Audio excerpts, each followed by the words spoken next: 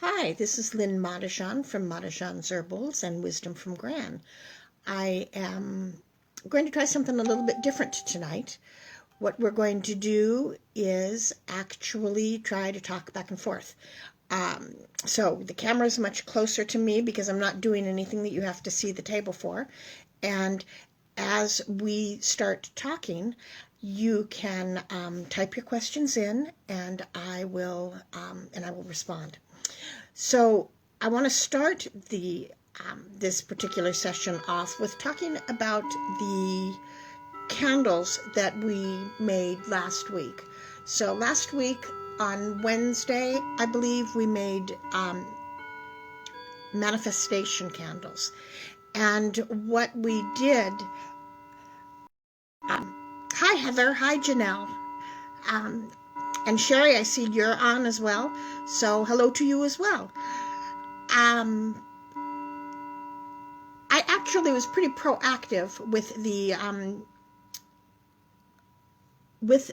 candles, the manifesting candles, and I had sent out a letter to you all about what we would need to do for the ceremony of lighting the candles on New Year's Eve. Now, unfortunately, what happened was New Year's Eve was absolutely crazy. Hey, Trina, at the shop. And consequently, I didn't get home until about 15 minutes to 7, which was the time to do the ritual for lighting the candles. Now, and so as I was racing around trying to get everything set up in 15 minutes, hi Amy. What happened was I forgot part of what I told you. So even though I had the herbs here at home and I had the oil for dressing the candle here at home, it didn't make it into the ritual. Now, what I wanted to talk about, I think sometime in the near future we'll do another candle magic, and we will do the herbs and we will do the oil dressing. But for magic, and anybody that has been in any of my classes will remember me having said this, there's only 3 things you need to do magic. One is your mind, your heart, and your finger.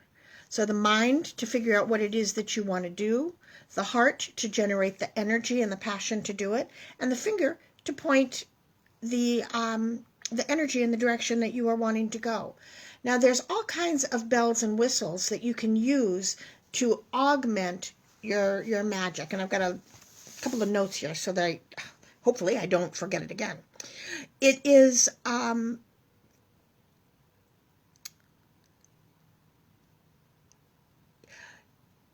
if you use the moon, if you use herbs, if you use oils, if you use stones, all of those things add their energy into your energy.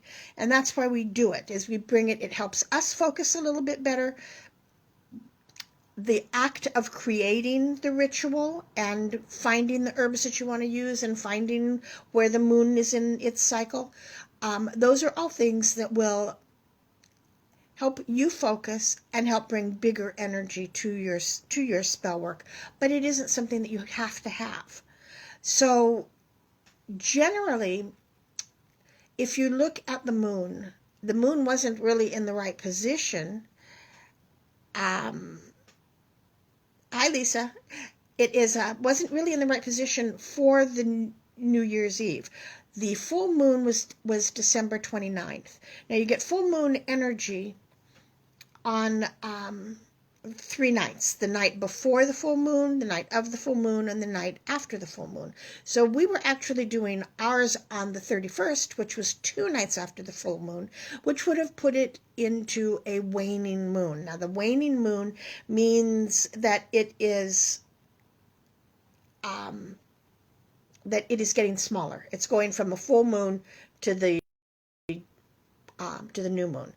Now, typically what you're going to want to do is you're going to want to do your magic, banishing magic during that time. You want your magic to get smaller.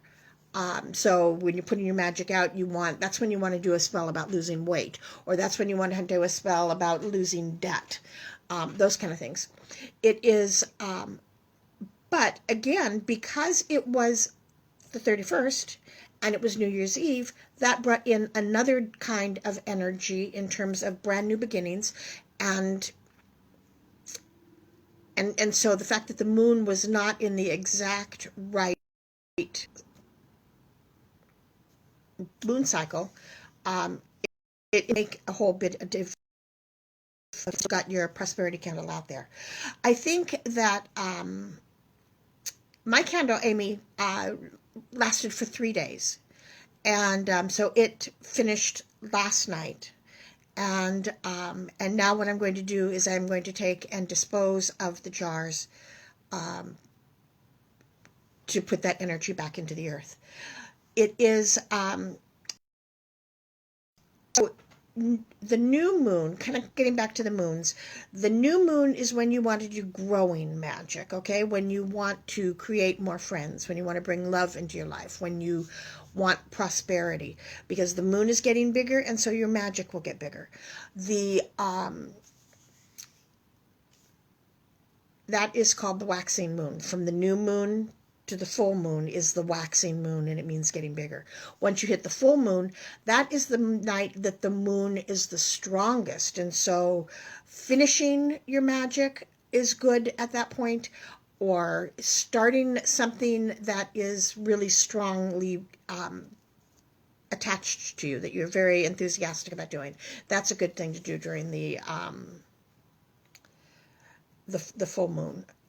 It is, and then during the waning moon, meaning getting smaller, that's when you would do your banishing kinds of magics.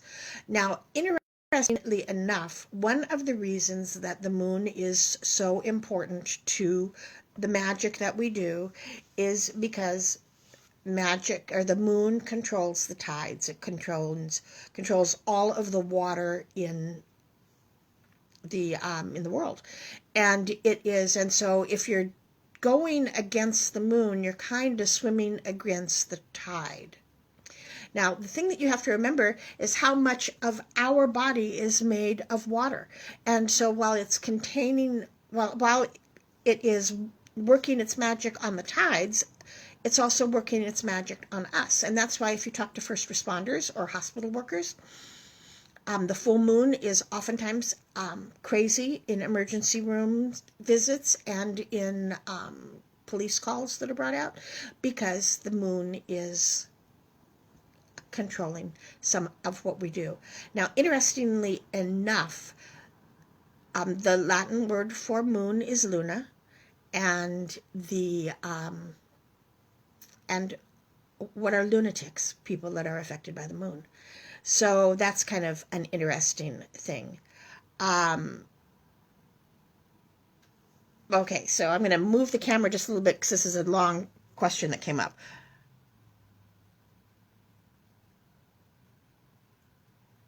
Okay, so question about the pyramids. And Gwen, I'm going to go ahead and write this down here, and I'm going to come back to it just as soon as I finish up with what we're talking about right now. It is,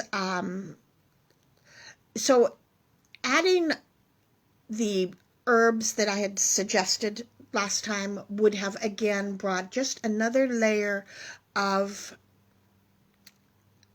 complexity to your spell. It is, if you had picked the right ones to do what you were looking to do, then you would have, it would have added that energy. You could have added stones. When you are doing dressing candles, and I'm going to tea light here, maybe, okay, whoops, try again.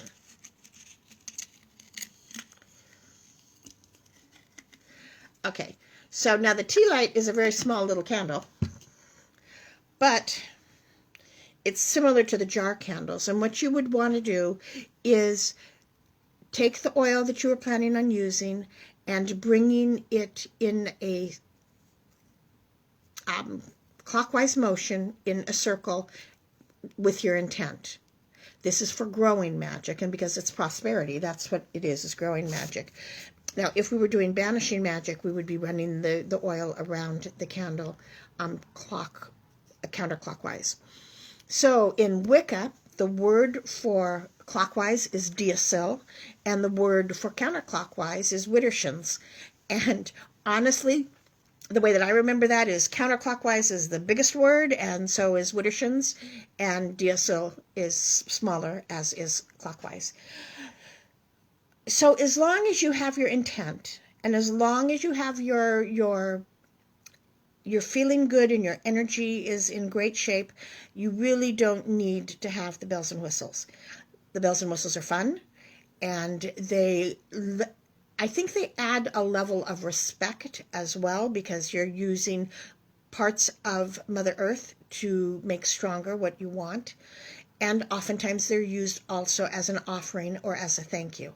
And so I think that those are ways that it didn't go the way that I had intended, and I apologize for that, but that doesn't mean that it didn't work. Now, if you are, okay, question here about dressing the candle, so hold on.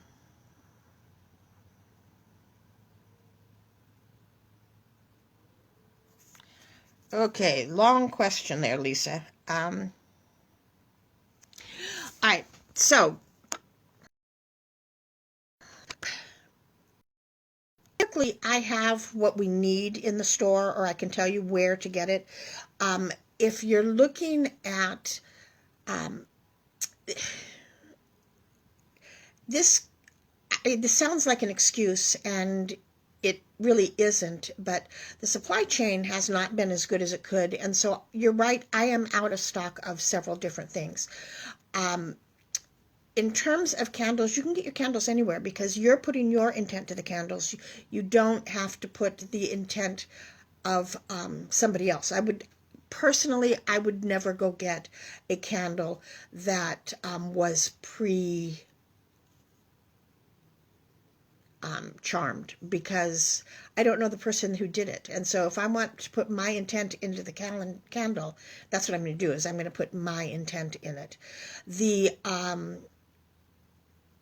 good news is I did get a shipment. We've got candles, a little bit, not all of them, but they do. There's also, Lisa, a lot of substitutions that you can make. And so if you can't find what you're looking for, again, ask, because I can help you with substitutions as well. And it is, because the one thing that you have to remember is paganism has been around for a whole lot longer than corner stores and apothecaries have been. And so it isn't a case that everywhere in the world has every same thing. So for example, smudging. Now, most pagans use white sage. Well, there are places where white sage doesn't grow. Matter of fact, Washington, white sage has to be planted. It's not indigenous to the area.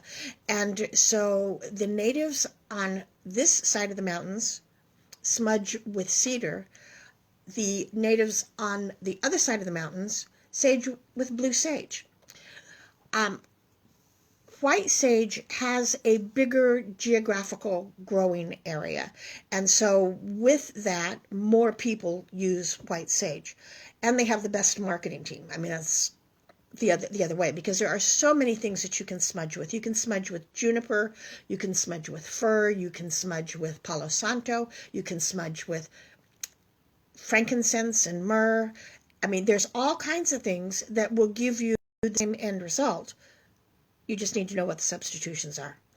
And so that's what I would suggest. I will tell you, I am going to try and get better about posting what we'll need for the for upcoming events ahead of time, and then I'm going to try and have, get out of the shop on time so that I can set it up and we won't forget half the parts. So that's what I can tell you. I haven't figured out yet what we're going to do on Wednesday, but I will let you know tomorrow so that you have tomorrow and Wednesday to get whatever it is that you need. So, Mystic Gwen, the pyramids. The pyramids are part of sacred geometry. And they are, I studied pyramids when I was in grade school. I went to a kind of a strange grade school. And one of the things that we discovered was that if you put items inside a pyramid, they will stay fresh longer than things that aren't put in a pyramid. So when the pharaohs were all going into the pyramids for, as their burial site, they would stay fresh longer, and it was easier to mummify them than it would be had they tried doing it some other direction. Now, if you could get a pyramid that was made like out of copper, and it doesn't have to be a solid pyramid, it could just be copper wire that is put in the shape of a pyramid. Now, a pyramid is not a triangle. You have to have all four sides of it. And if you get two bananas and you put one banana inside the pyramid and one banana outside the pyramid where you are where it's just sitting on the counter, the banana on the outside of the pyramid will spoil much faster than the banana on the inside of it. Now, in terms of how did they get there,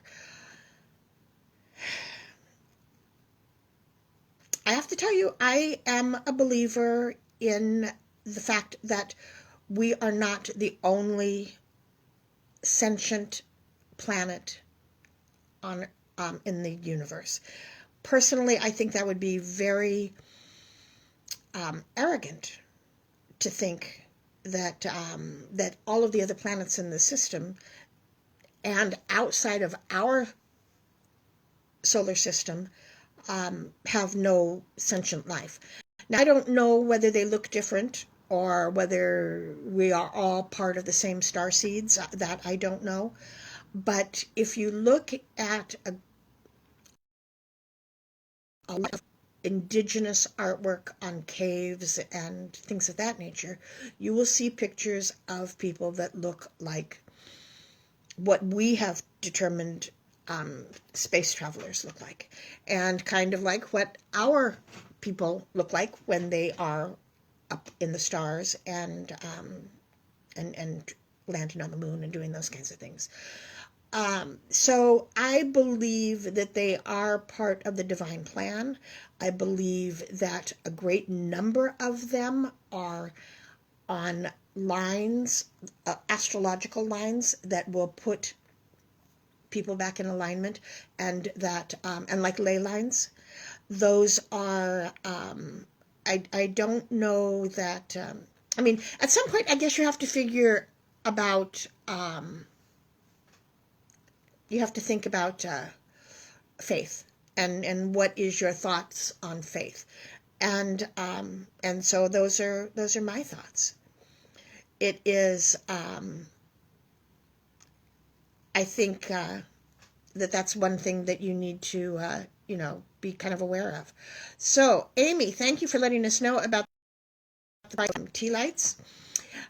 Freddy's is a place where I get my tea lights on a regular basis, and I think that again, because we're putting our own intents into the candles, you don't need to get them from a special magic place.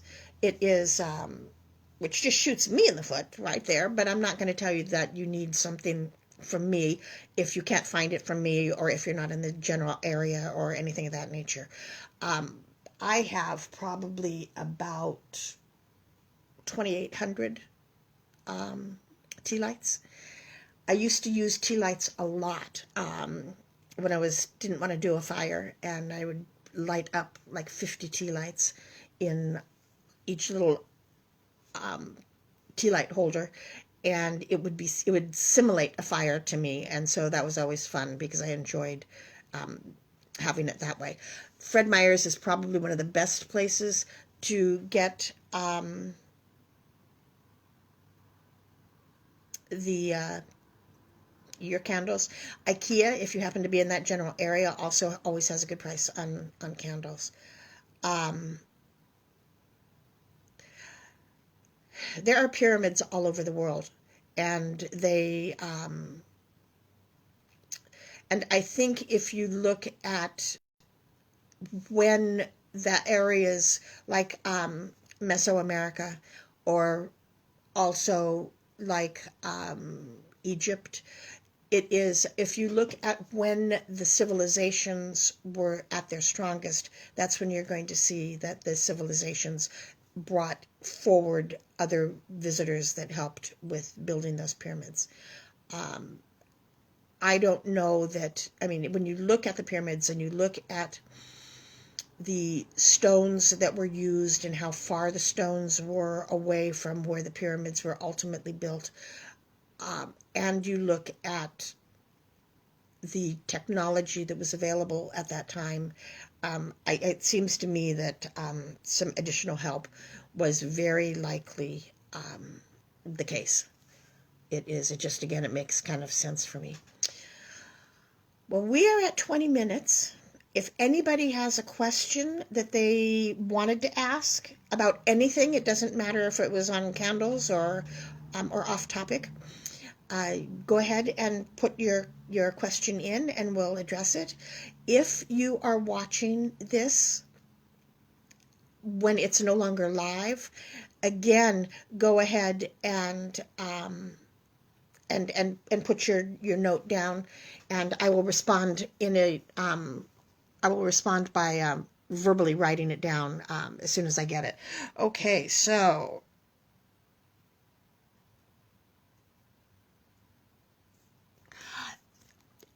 I think, again, going back to the pyramids, the base is very big and it focuses the energy up. And as the energy is up, it comes to the point, which then makes it a laser focus point of the energy. It's the same with the witch's hat, the conical hat that has a brim, but then it comes up, and it is, again, that's to focus the energy so that you can have a stronger small shooting of energy, rather than a broadcast, which would not be as strong but a little bit more gentle.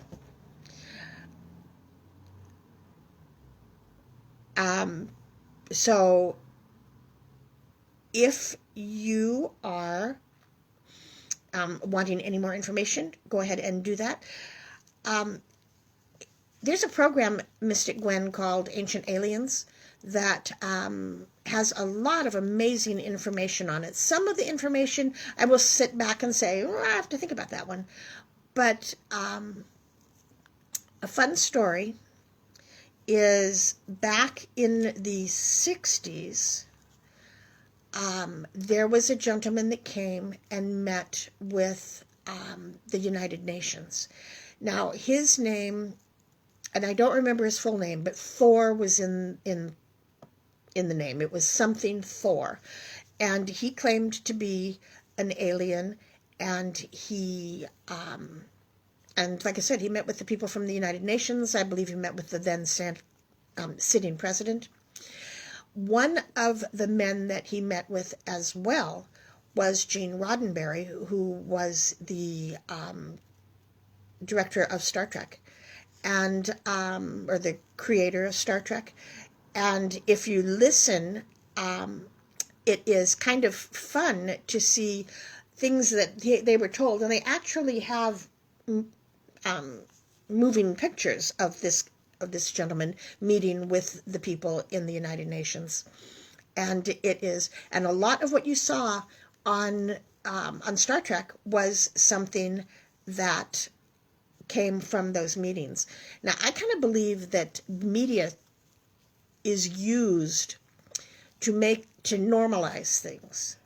And it is, and as witches, that has been very good for us because we ended up with Samantha in Bewitched and Charmed and a couple of other movies that made it kind of okay to be a witch.